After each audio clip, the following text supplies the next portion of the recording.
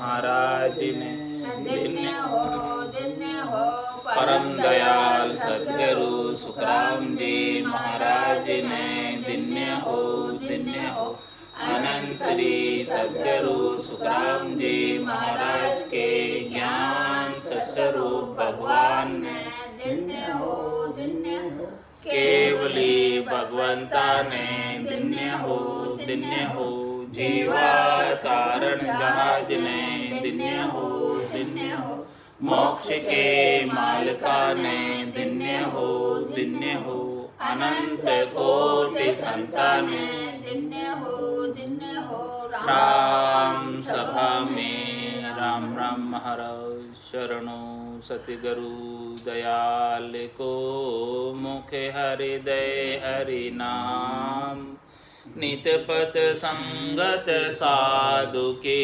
आजीवन मुक्त सुखे राम अणभे पद पर कास के दायक सतगुरु राम अनंत कोटि जन सहाय की ताय करूं प्रणाम सतगुरु को एको शब्द मन कोई लेवे मान तो सहज होते हैं संत दास मुश्किल आसान भक्ति भक्त भगवंत गुरु चतुर नाम बबुए जिनके पद रज परसता नासत बिगनने सब धरती कागद करऊ सब वन कलम कटाई सात समुद्र शाही करऊं सतगुरु गुण लिखा न जाए राम राम राम राम राम राम। आप सभी के अंदर विराजमान परमात्मा के पावन चरणों में प्रणाम राम राम। अनंत श्री सद्गुरु सुखराम जी महाराज की अणबे वाणी निरपक्ष का अंग आरंभ हो रहा है। महाराज निरपक्ष के अंग के माध्यम से फरमा रहे हैं, सबको न्याव करे नर सोई जागट अणभे ज्ञान प्रकाशा हृदय आँख खुले उर अंतर 10वें द्वार किया तत्वासा ज्ञान सुमांड सबे विद सूजी वेद सुपांच पिछाण लिया सोच विचार कहे सुख देव जी ब्रह्म ज्ञान तकेश किया। महाराज निरपक्ष के अंग के माध्यम से फरमा रहे हैं कि सबको न्याव करे नरसोई जहाँ घट अणबे ज्ञान प्रकाश है, जिसके घट में अणबे ज्ञान हो गया, 5वां ज्ञान हो गया, केवल्य ज्ञान हो गया, सद्गुरु की दया से कृपा से महर से ऐसा निज नाम तत्व ज्ञान कुदरत कला जागृत हो गई। तो महाराज शर्माने कि उसके अंदर सबका न्याव करने की सामर्थ्य आ जाती है। न्याव क्या है, सार क्या है और असार क्या है, उसका न्याव करना कि सत्य क्या है असत्य क्या है, इसका न्याव। हंस के चोंच में ताकत होती है कि दूध दूध पी लेता है और पानी पानी छोड़ देता है। तो इस प्रकार से जिसके गट के भीतर ऐसा अणबे ज्ञान का प्रकाश हो जाता है, गुरुपद देश के ज्ञान का प्रकाश हो जाता है, जो सबसे श्रेष्ठ ज्ञान है, नीका ज्ञान है, ऐसे ज्ञान का प्रकाश जिसके घट के भीतर हो जाता है तो महाराज हमारे वो सार असार का पता हो जाता है। और फिर असार के लिए वो क्या नहीं करता है, आसक्त नहीं होता है और सार का ही आनंद लेता रहता है। सार सार का आनंद लेता रहता है और असार का वो दुखी सुखी नहीं होता असार के लिए। ऐसा महाराज फरमा रहे हैं, ऐसा अणबे ज्ञान का प्रकाश जिसके घट में हो जाता है उसे ऐसे आनंद की अनुभूति होती रहती है। तो इस संसार में रहते हुए असार संसार में सार की प्राप्ति करें। उमा कहत में अनुभव अपना, सतरि भजन जगत सब सपना।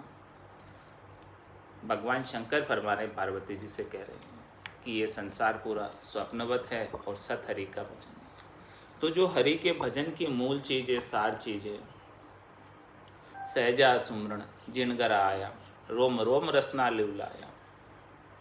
ऐसे सहज सहज सुमरण की सार चीज, रग रग बोले राम जी, रोम रोम रंकार, सहजा सुमरण होते सो ही सुमरण सार। ऐसी सार चीज जिसे प्राप्त हो गई वो सबका न्याय कर देता है, वो सब प्रकार के ज्ञानों का, इस संसार के अंदर चलने वाले 52 अक्षरों के ज्ञान का और भावनातीत भावना बारे के ज्ञान का सबका निर्णय कर देता है। इस त्रिलोकी का भी निर्णय कर देता है और चौथे लोक का भी निर्णय कर देता है। चौथे लोक की आनंद की बात इस त्रिलोकी में आकर बता देता है, जो कि कहने में नहीं आती, अनिर्वचनीय बात है।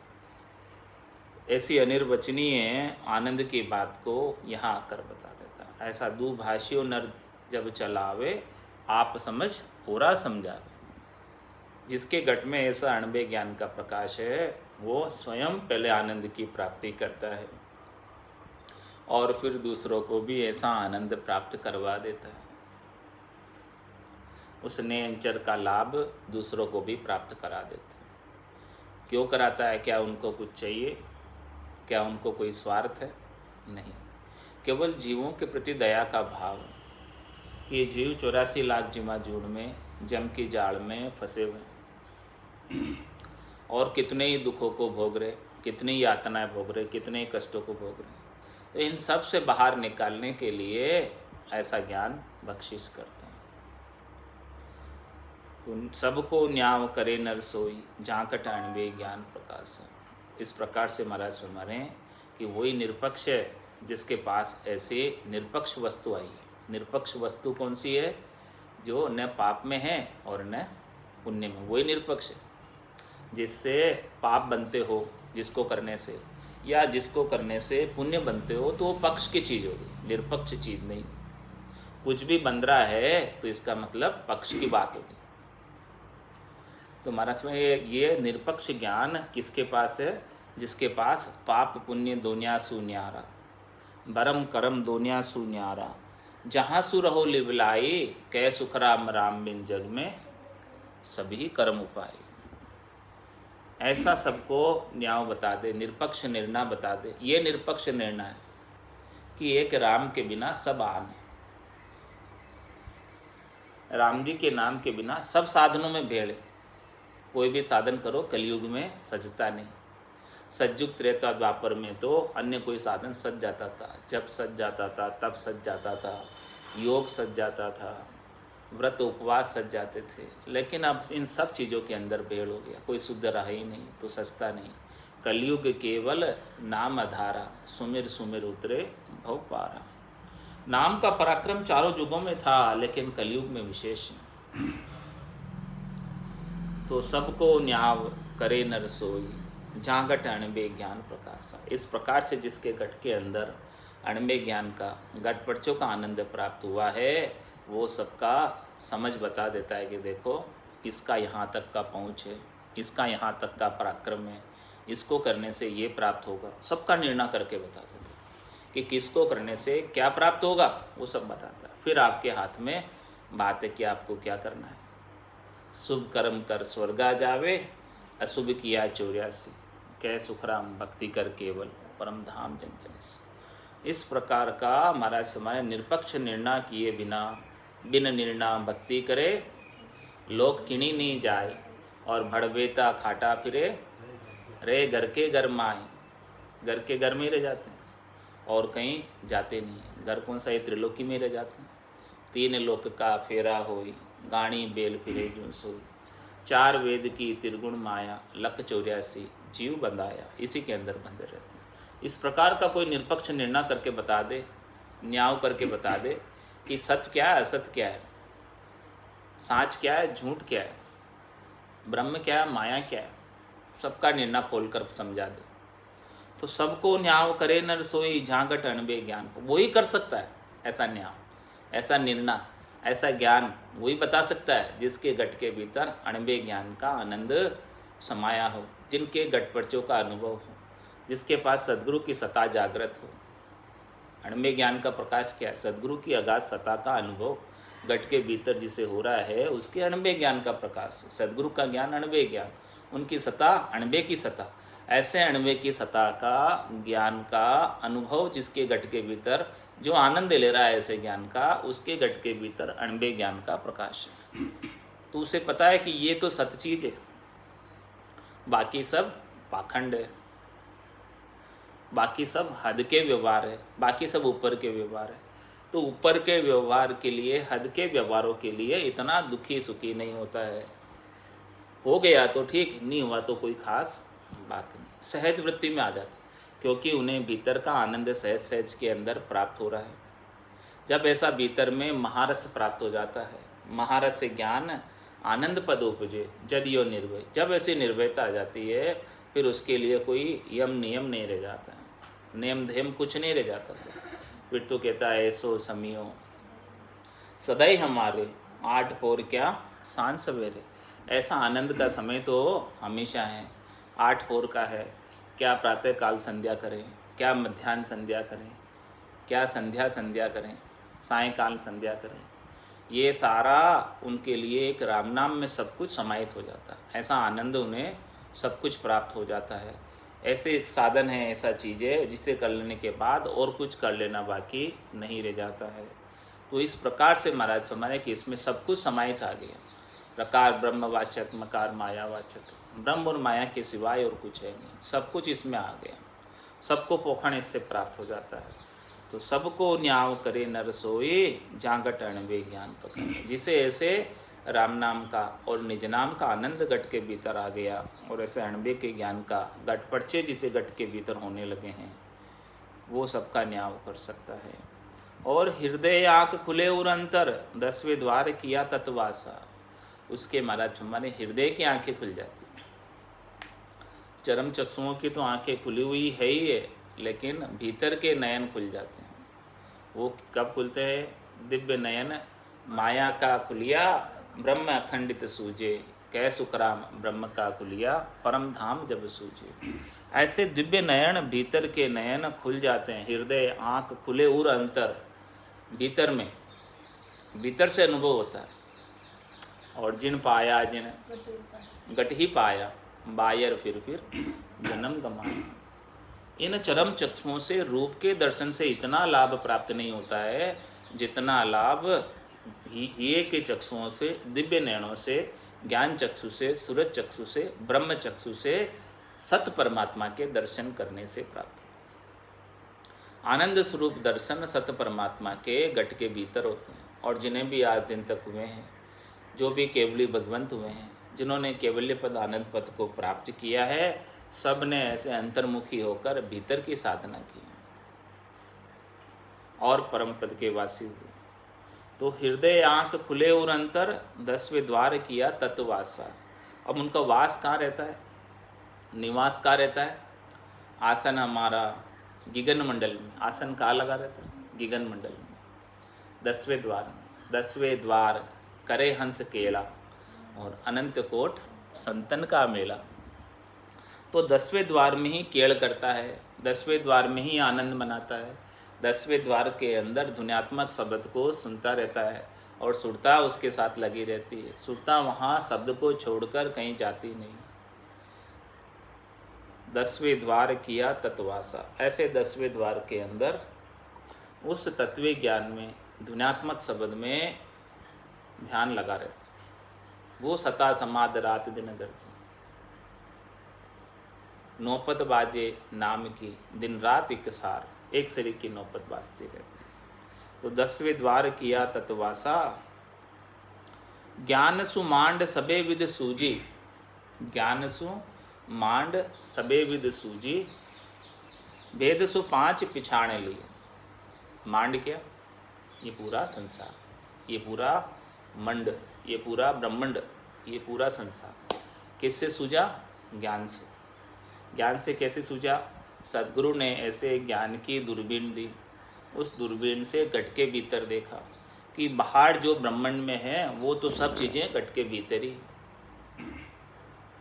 तो ऐसी ज्ञान की दूरबीन लेकर घट के भीतर शोधना की खंड पिंड ब्रह्मांड में।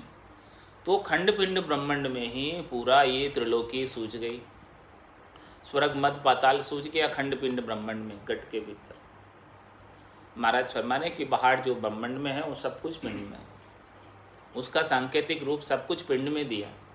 12-18 भार वनस्पति, ये तो भीतर 18 भार मामले। बाहर इस धरती पर 67% जल है, 33% भूभाग है, तो अपने शरीर के अंदर भी 67% रक्त है, 33% हड्डियाँ, सब कुछ बराबर भीतर। बाहर 33 कोटि देवता है, घट के भीतर भी 33 ही कोटि देवताओं का स्थान है। ब्रह्मा विष्णु महादेव शक्ति सबका स्थान घट के भीतर है।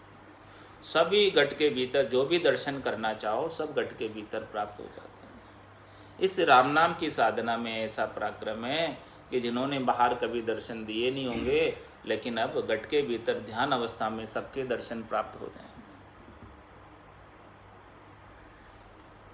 क्योंकि सभी के स्थान घट के भीतर। तो ज्ञान सुमांड सबे विद सूजी, इस प्रकार से ज्ञान से, इस कैवल्य ज्ञान से, तत्व ज्ञान से, सद्गुरु के ज्ञान की दूरबीन से पूरी मांड के अंदर विचरण करके आ गए, कुछ भी बाकी नहीं रहा। 68 को काहू को फिरिए सूरत समेट नाम में दरी। महाराज में राम जी के नाम के अंदर 68 तीर्थों की यात्रा का फल प्राप्त हो जाता है, 68 तीर्थों में नहाने का पुण्य प्राप्त हो जाता है। तो महाराज हमारे ऐसे दर्शन करने हैं सभी तीर्थों के, तो अपने घट के भीतर खंड पिंड ब्रह्मांड में नाम और निज नाम की साधना कर लो। ज्ञान सु मांड सबे विद सूझी, और भेद सु 5 पिछाड़ लिए। 5 तत्वों का भेद भी हमने पहचान लिया। ये 5 तत्वों से बनी हुई काया से सर्वोत्तम फल क्या है? ऐसे तत्व ज्ञान की प्राप्ति करना। ऐसा भेद किसने दिया? सद्गुरु ने दिया। भेद सहित ज्ञान घट आवे, प्रेम भाव नैचो मन पावे, मोक्ष मिलन की यही है उपाय, दूजी नहीं शिष्ट में बाई। मोक्ष प्राप्त करना है, जीते जी मुक्ति प्राप्त करनी है इस शरीर में रहते हुए, 5 तत्वों के शरीर में रहते हुए, तो इस राम नाम के सिवाय और कोई दूसरी चीज़ है नहीं। सद्गुरु से ऐसा राम नाम का भेद ले लो, और भेद के सहित वो तत्व ज्ञान आपके घट के भीतर ब्रह्म विराट से आकर प्रकट हो जाएगा कंठ कमल पर। और फिर पूरब के 6 कमलों का छेदन करते हुए, पश्चिम के 6 कमलों का छेदन करते हुए इस 5 तत्वों के शरीर से आनंद की प्राप्ति कर। ये 5 तत्वों का शरीर तो नश्वर है, इस नश्वर शरीर से शाश्वत परमात्मा की प्राप्ति करने के लिए ऐसा अद्भुत विलक्षण नरदेही परमात्मा ने अपने को कृपा करके प्रदान की। तो ये भेद लेना, भेद सो 5 पिछाड़ लिए। इन 5 तत्वों का शरीर का सर्वोत्तम उपयोग किसमें है? सबसे ज़्यादा लाभ कमाई किसमें है? अणगिनती गिनती नहीं, राम नाम की जो श्वास उश्वास में होते सुमरण 70 करोड़, 70 करोड़ की कमाई, इसके मुकाबले में और कोई कमाई है क्या? एक एक उसास में हो जाए, क्या चाहिए? रोम रोम से हुई रही निरंकार झुणकार, निस्वासर 8वें पहर राम चरण एक सार, उठत बैठत जागता सूता ही सिमरण होय, रामचंद्र निरंकार धुनि बायर लखे न कोय। इस प्रकार से महाराज सम्माने कि उस ध्वन्यात्मक शब्द को साधक स्वयं सुनता है। ऐसा सद्गुरु से भेद मिला, तो भेद सु 5 पिछाड़ लिया। ऐसा भेद मिला तो इस 5 तत्वों के शरीर का सर्वोत्तम लाभ प्राप्त कर लिया, पहचान कर ली कि इससे क्या सबसे श्रेष्ठ लाभ प्राप्त कर सकते हैं। सोच विचार कहे सुखदेव जी, ब्रह्म ज्ञान तिकेश किया है।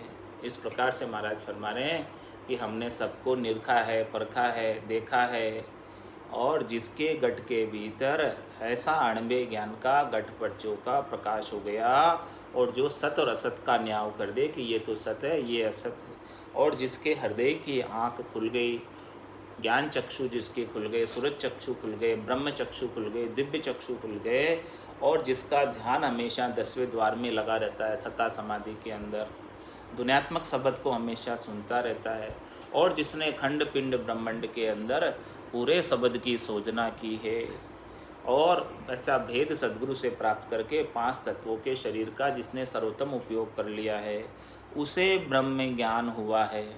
ब्रह्म ज्ञान तिकेश किया है, उसी ने ब्रह्म ज्ञान किया। बाकी केवल अपने आप को अहम ब्रह्मस्मि कहने मात्र से ब्रह्म ज्ञान नहीं हो जाता। ब्रह्म ज्ञान तो ऐसे गटपड़चों का जिसे आनंद आ रहा है, महारस प्राप्त हो रहा है, उसे ऐसा ब्रह्म ज्ञान प्राप्त हुआ है। ये बात महाराज फरमा रहे कि हम निरख परख कर कह रहे हैं, सोच विचार कर कह रहे हैं। ये निरपक्ष का अंग है, कोई इसमें पक्ष की बात नहीं है, कोई हमारे स्वार्थ पूर्ति की बात नहीं है। हमको आपसे कोई लेना नहीं है कि हम ऐसी बात आपको झूठ बताएंगे। जो बात बता रहे वो 20/20 100% सत्य बात है, इसमें कोई भेलसाल वाली बात नहीं है। हमने इसमें कोई दुराव छिपाव कुछ भी नहीं किया है। वो तो को सत्य ज्ञान बतावे, कछु न राके छंदो रे।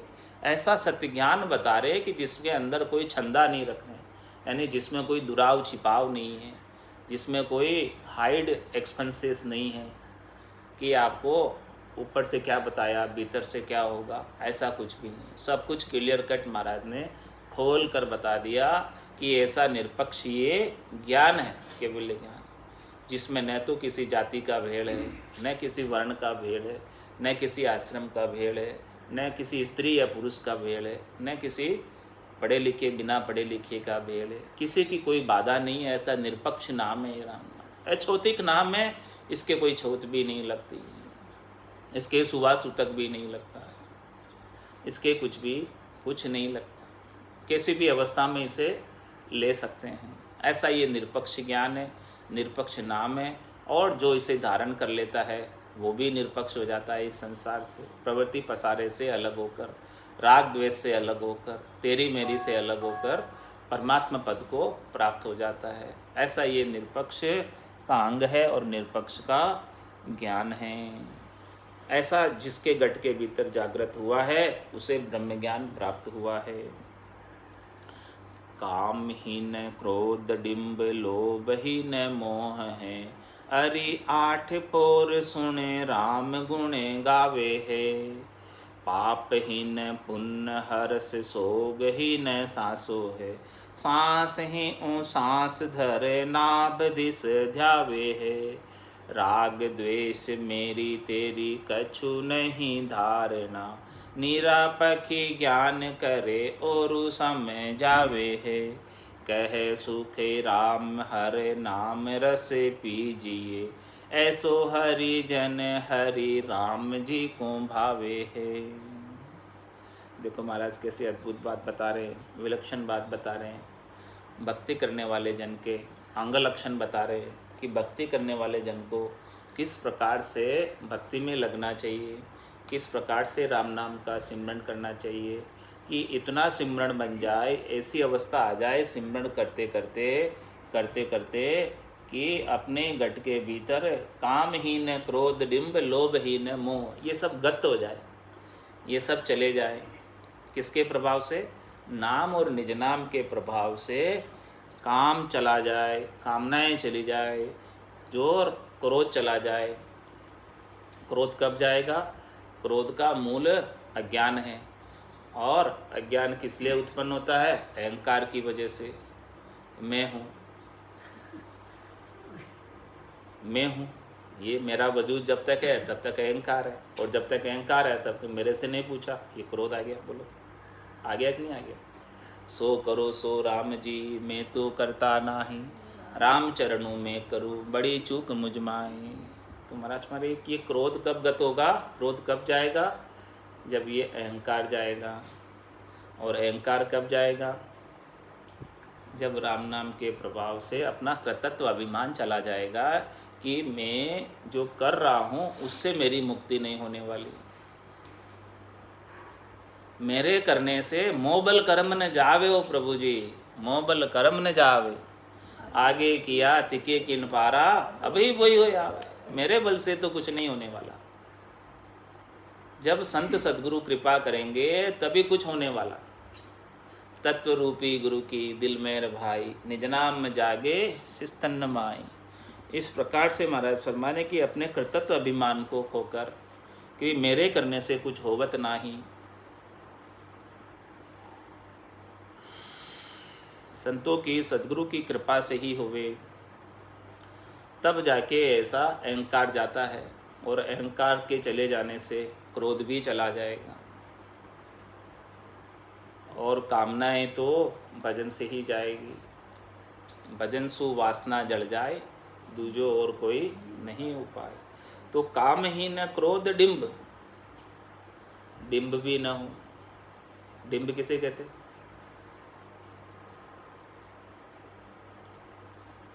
कामना, क्रोध और मोह, अहंकार। तो डिंब यहाँ पर आया अहंकार के लिए। तो अहंकार की व्याख्या अपन ने कर ली पहले भाई। अहंकार पर जब चोट होती है तब क्रोध उत्पन्न होता है। तो अहंकार है तभी क्रोध आ रहा, ये इसका सूचक है। क्रोध आने का सूचक अभी अहंकार मौजूद है।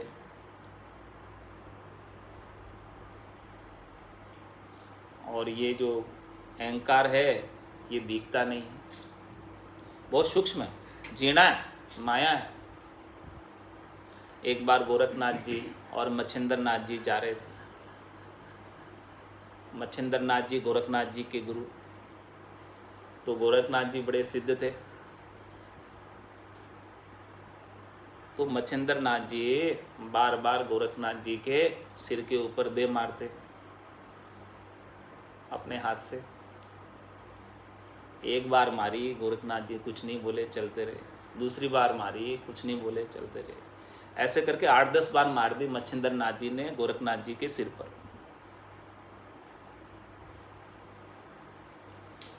तब फिर गोरखनाथ जी पलट कर बोले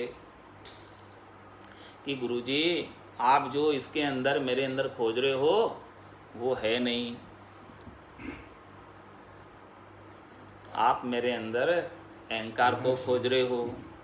देखो मेरे को क्रोध आया नहीं, आपने मेरे 10-12 बार भी मार दी, तो थप्पड़ की मार दी माथे पर, फिर भी देखो मुझे क्रोध नहीं आया। तो मच्छिंद्र नाथ जी ने कहा कि देखो मेरे अंदर अहंकार नहीं है, इसका तो आपको अहंकार है। ये नहीं है, उसका तो अहंकार है। मैं इतना अच्छा हूँ, मैं इतना अच्छा साधक हूँ, मैं इतना अच्छा, देखो मेरे को क्रोध भी नहीं आता। हाँ, इसका तो अहंकार है। तो देखो अहंकार कितना जीना है कि वो नहीं है, उसका भी अहंकार हो जाता है। वो चीज़ मेरे में नहीं है। हाँ, मैं इतना अच्छा हूँ।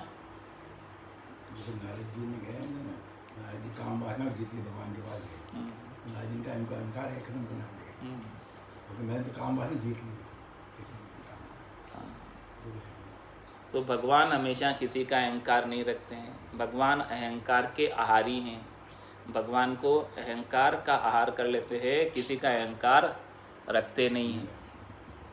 इस प्रकार से महाराज फरमाने कि अहंकार इतना जीना है कि अपने को अच्छा साधक होने का भी अहंकार आ जाता है, अच्छा ज्ञानी होने का भी अहंकार आ जाता है कि देखो मैं कितना अच्छा अर्थ करता हूँ, देखो मैं कितनी अच्छी वाणिज्य बाजता हूँ, मेरे मुकाबले में कोई ज्ञान बताने वाला ही नहीं है, मेरे मुकाबले में कोई निष्पक्ष निर्णय करने वाला ही नहीं है। इसका भी अहंकार हो जाता है, निष्पक्ष निर्णय करने का भी अहंकार हो जाता है।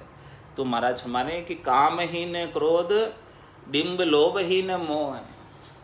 इस प्रकार से महाराज में सब कुछ गत हो जाए, ये साधक के लिए बहुत आवश्यक है, नहीं तो फिर से जन्म धर के आना पड़ेगा। निरपक्ष का अंग, निरपक्ष निर्णय की बात कर रहे हैं महाराज कि भाई निरपक्ष निर्णय किसे कहते हैं कि जिसके ये सब चीज़ें गत हो जाए, वो निरपक्ष हुआ। अभी जिसके सब चीज़ें बनी हुई है, कामनाएं बनी हुई है, क्रोध अभी आ जाता है, और डिम यानी अहंकार बना रहता है, अच्छे होने का भी अहंकार बना रहता है, और लोभ कुछ न कुछ लगा ही रहता है, स्वार्थ पूर्ति का, शरीर संसार के सुखों का, और मोह की जो सुख सुविधाएं प्राप्त है वो कहीं छिन नहीं जाए, वो कहीं चली नहीं जाए, उसकी आसक्ति बनी रहती है, उसका बंधन बना रहता है, उसका मोह बना रहता है।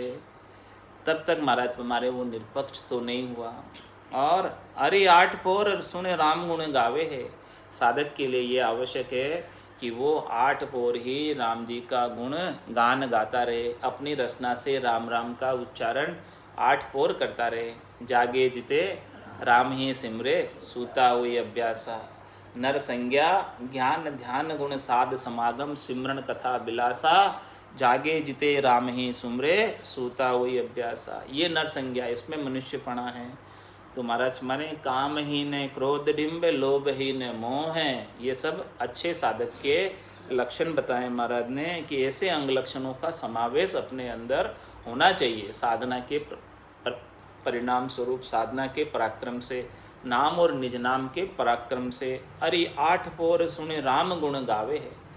8 ही पोर राम जी के नाम का गुणानुवाद करते रहें, उनकी कृपा का अनुभव करते रहें कि देखो राम जी कितने करुणा वरुणालय है, कितनी कृपा उनकी है। प्रतिपल उनको धन्यवाद ज्ञापित करते रहें कि देखो उन्होंने जितना मैं योग्य नहीं था उससे भी ज़्यादा मेरे को उन्होंने हमारे ऊपर कृपा प्रदान की है। और पापहीन पुण्य हर्ष सोगहीन सांसो है। महाराज समय न तो वो पाप कर्म में लगे और न ही पुण्य में लगे। शुभ अशुभ की चाय निकट नेड़ी नहीं आती। ज्ञान वैराग के लक्षण बता रहे हैं। सुखराम ज्ञान वैराग का ए लक्षण कहूँ तो हद बेहद को जीत कर परम पद ले जो। तो पापहीन पुण्य हर्ष सोगहीन सांसो है। जो न पाप में प्रवृत्त होता है और न पुण्य में प्रवृत्त होता है। पाप पुण्य दुनिया सु न्यारा, भरम कर्म दुनिया सु न्यारा, यानी दोनों ही पक्ष की बात है। पाप भी पक्ष की बात है और पुण्य भी पक्ष की बात है। जब तक पक्ष में रहोगे तब तक तो बंधन में रहोगे, बेड़ी में रहोगे, त्रिलोकी में जाना आना रहेगा। पुण्यों का परिणाम, पुण्यों का फल भोगने के लिए देवताओं की योनि धारण करनी पड़ेगी। देवताओं के ऊंचे लोकों में स्थान प्राप्त होगा और वहाँ जाकर पुण्यों का भोग करोगे। और पाप का भोग करने के लिए पशुओं की योनि प्राप्त होगी। नरकों की 28 कुंडों की यात्राएं करनी पड़ेगी। 28 कुंडे भारी, जामे झूले अधम नर नारी। तो पापहीन पुण्य दोनों ही पक्ष की बात है। पाप भी पक्ष की बात है और पुण्य भी पक्ष की बात है। तो पापहीन पुण्य हर्ष सोगहीन सांसो है। महाराज समय न तो उन्हें हर्षिता है और न सोग है। संसार की कोई चीज़ें आ जाए, संसार का धन आ जाए तो न तो वो खुश होते हैं और चला भी जाए तो दुखी नहीं होते। ये ब्रह्म ज्ञान है उसके, तभी ब्रह्म ज्ञान है। अभी तो खुशी भी हो रहे हैं और दुखी भी हो रहे हैं। तो खुशी दुखी जब तक हो रहे हैं तब तक तो पूर्ण ब्रह्म ज्ञान घट के भीतर जागृत नहीं हुआ है। अभी पूर्ण स्थिति नहीं हुई है। पूर्णता की स्थिति की बात बता रहे कि इस प्रकार से कोई निष्पक्ष हो जाए, भजन करते करते करते करते शनै शनै उपरामेत बुद्ध्यादति ग्रहिताम आत्मसंस्थिता मनोकृत्वाम न किंचित अपि चिंतिये। भगवान कृष्ण कह रहे हैं भगवत गीता के अंदर 6 अध्याय का 18वां श्लोक, शनै शनै उपरामेत बुद्ध्यादति ग्रहिताम आत्मसंस्थिता मनोकृत्वाम न किंचित अपि चिंतिये। इस प्रकार से शनै शनै धीरे धीरे भजन करते करते सबसे उपराम हो जाओ। किन से उपराम होना है? कामहीन क्रोध डिम्ब लोभहीन मोह है। अरे 8 पोर सुन राम गुण गावे। पापहीन पुण्य हर्ष सोगहीन सांसो है। सांस ही हूँ सांस धर नाप दिस धावे। इस प्रकार से भजन करते करते सबसे उपराम हो जाओ। शनै शनै उपरामेत बुद्ध्यादति ग्रहिताम। अपनी बुद्धि के अंदर धैर्यता को धारण कर लो। धैर्यता कब आएगी बुद्धि में? जब भगवान शंकर की बात मानेंगे। कौन सी बात? जो पार्वती जी को उपदेश दिया था, उमा कहत में अनुभव अपना सतरि भजन जगत सब सपना। इस बात को जब तक नहीं मानोगे तब तक कभी धैर्यता आने वाली नहीं कि ये संसार पूरा सपने के समान है। तो संसार के सारे कार्यकलाप भी सपने के समान है। संसार के सारे लड़ाई झगड़े भी किसके समान है? सपने के समान है। जैसे सपने में किए हो, फिर वापस जागे उठे तो कुछ भी नहीं है। इसी प्रकार से जब तक आंखें खुली है तब तक अपने को संसार का हर कृत्य सच्चा लगता है। लेकिन जिस दिन आंखें बंद हो जाएगी उस दिन संसार का हर कृत्य झूठा हो जाएगा, सपना हो जाएगा। तो है ही ये सपना, सच्चा है नहीं, लेकिन इसे अपन ब्रह्मवत सच्चा मान बैठे हैं, क्योंकि आंखें तो एक न दिन बंद होनी ही हैं, ये तो निश्चित ही है। और कुछ हो न हो, मरना तो निश्चित है। तो इस प्रकार से जब मरना 10 दिन बाद है तो अभी पहले से ही क्यों नहीं मर जाएं। मरबा पहले मरबो जाने, वो कारज आपनो करबो जाने। जब 10 दिन बाद ये संसार सपना होने ही वाला है आपके लिए, तो फिर अभी से ही इसे क्यों नहीं सपना मानना आरंभ कर ले। तो दुखी सुखी तो नहीं होंगे इस संसार में, जब तक रहेंगे तब तक तो आनंद में रहेंगे, हरि का भजन करते हुए रहेंगे, राम नाम का आस्वादन, राम रस का पान करते हुए रहेंगे। वही लाभ की चीज़ है। उमा कहत में अनुभव अपना, सतरि भजन जगत सब सपना। तो शने शने उपरामेत बुद्ध्या द्युति ग्रहिताम आत्मसंसिताम मनोकृतमा। बुद्धि में धैर्यता कब आएगी? जब भगवान शंकर की इस बात को आप मानोगे, शिरोधारी करोगे, धारण करोगे ऐसे उपदेश को। और शिव जी ने ऐसी बात, भगवान शंकर ने ऐसी बात कही, क्योंकि भगवान शंकर प्रथम राम से नहीं, शिव जी निज दिन राम उचार्यो, राम बिना दूजो नहीं धार्यो, पार्वती को राम सुनायो, राम बिना सब झूठ बताए, और सोही राम सुनियो सुख देवा, गर्भवास में लाग्यो सेवा। ऐसी बात, ऐसा उपदेश राम नाम के भजन करके कहिए पर भगवान शंकर ने पार्वती जी को। तो पाप ही न पुण्य हरस सोग न सांसो है। इस प्रकार से महाराज फरमाने कि शने शने उपरा में बुद्धिया धृति ग्रहिताम आत्मसंसिता मनोकृत्वाम। इस मन को मार दो, इस मन को आत्मा के आनंद में लगा दो। ये मन की कोई इच्छा, मन की कोई वासना, मन की कोई मनोकामना, मन का कोई संकल्प, मन का कोई विकल्प बचे नहीं। जब तक कोई बचा रह गया तो उसको पूरा करने के लिए ये जीवात्मा फिर से आ जाएगी। अंत काल में होती वासना, जहाँ मैं वासा पाया, कह सुखराम वासना ऊपर कर सवारी आया। ऐसी कोई वासना बच नहीं जाए, बच जाएगी तो फिर से जन्म हो जाएगा। इसीलिए महाराज माने कि इन सब से उपराम होना आवश्यक है। किन किन चीज़ों से? काम ही न क्रोध डिम्ब लोभ ही न मोह है, अरे 8 पोर सुने राम गुणे गावे है। पाप ही न पुण्य हर सोगी न सांसो है, सांस ही सांस धर नाभ दिस धावे। महाराज में सांस और सांस नाभि तक चल रहे हैं। इसके अंदर गौरबंद भजन कागल्या की गौर से होता रहे, रकार और मकार का उच्चारण होता रहे, और इसके अंदर भरपूर आनंद की प्राप्ति होती रहे। जब ऐसा आनंद भीतर में प्राप्त होता रहेगा तो राग द्वेष मेरी तेरी कछु नहीं धारणा। सब धारणा छोड़ दो, सब पूर्वाग्रह छोड़ दो। किसी के साथ क्या राग है मेरा, किसी के साथ क्या द्वेष है मेरा, सब धारणाएं जो धार रखी है उन सब धारणाओं को, पूर्वाग्रह को छोड़ दो। इन पूर्वाग्रह को यदि लेकर बैठ गए, जो पूर्वाग्रह धारणाएं अपन ने बना ली अपनी मन से, तो वो सब धारणाओं के वशीभूत होकर फिर से जन्म मरण में आना पड़ेगा। क्योंकि राग द्वेष का बदला तो रण बदले के रूप में फिर से चुकाना पड़ेगा। तो अभी राग द्वेष कुछ पालना ही नहीं है। राग द्वेष जो भी पाले हुए हैं, जो भी राग द्वेषों की गांठ अपने बांध रखी है अपने हृदय के अंदर, भीतर के अंदर, कि मौका आने दो, मैं देख लूँगा उसको, ऐसा पाल लेते ना अपन। उसने मेरे साथ ऐसा किया, देखो समय आने दो, मैं भी दिखा दूंगा उसको, ईंट का जवाब पत्थर से दूंगा। तो ऐसी राग द्वेष तेरी मेरी कछु नहीं धारना, ऐसी धारणाएं मत रखना। यदि साधक हो तो, यदि राम नाम का भजन करते हो तो, यदि ऐसी साधना करते हो तो, यदि रख लिया ऐसी धारणा, तो फिर से रण बदला चुकाने के लिए जन्म धर के आना पड़ेगा। तो राग द्वेष मेरी तेरी कछु नहीं धारणा, निरापक्ष ज्ञान करे और समय जावे है। ऐसा निरपक्ष ज्ञान जिसमें कोई पक्ष की बात ही नहीं है, जिसमें कोई राग द्वेष की बात ही नहीं है, जिसमें कोई तेरी मेरी की बात ही नहीं है, जिसमें कोई पाप पुण्य की बात ही नहीं है, जिसमें कोई काम क्रोध लोभ मोह अहंकार की बात ही नहीं है, और 8 पोर बस राम गुण गाने की बात है, राम जी के नाम का सुमरन करने की बात है। ऐसा निरपक्ष ज्ञान का निरपक्ष निर्णय स्वयं करे और फिर दूसरों को भी ऐसा निरपक्ष निर्णय समझाए। ऐसे निरपक्ष निर्णय को समझाने वाले बहुत कम है इस संसार के अंदर। कै सुख राम हर नाम रस पीजिए, ऐसो हरिजन हरि राम जी को भावे है। जो इस प्रकार से आठों पौर राम रस का आस्वादन करता रहता है और महारस का आनंद लेता रहता है, ऐसा हरिजन राम जी को भाता है और राम जी उसे अपने चरणों में स्थान देते हैं, हमेशा हमेशा के लिए आनंद पद का वासी बन जाता है। बोलो राम सतगुरु देव जी महाराज ने धन्य हो, धन्य हो।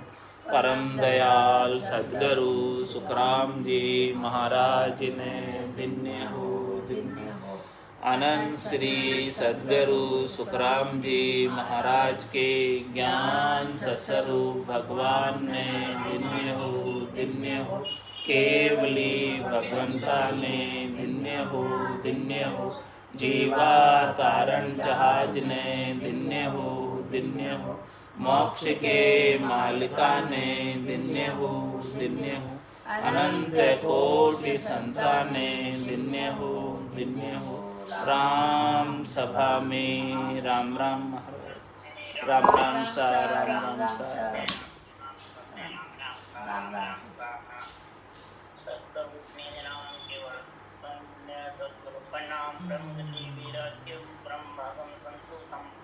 परम धर्म